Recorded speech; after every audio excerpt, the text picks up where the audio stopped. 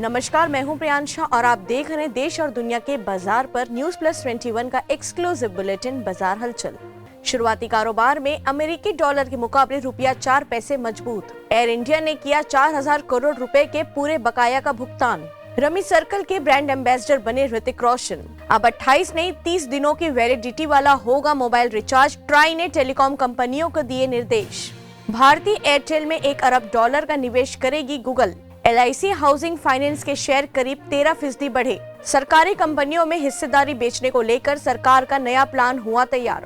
Bitcoin की कीमतों में तेजी, एथेरियम, कार्डानो में भी उछाल। बजट में रेलवे को लेकर किए जा सकते हैं बड़े ऐलान। यात्रियों को मिलेंगे वर्ल्ड क्लास सुविधाएं। स्पाइस जेट को सुप्रीम कोर्ट से मिली राहत। स्विस फर्म क्रेडिट स्यूजी के साथ विवाद सुलझाने के लिए मिला 3 सप्ताह का समय। ऐसे ही तमाम जानकारी से लगातार अपडेट रहने के लिए हमारे चैनल को लाइक और सब्सक्राइब करना ना भूलें। नोटिफिकेशन के लिए बेल आइकन जरूर दबाएं। देखते रहिए न्यूज प्लस 21, आपके हक की बात।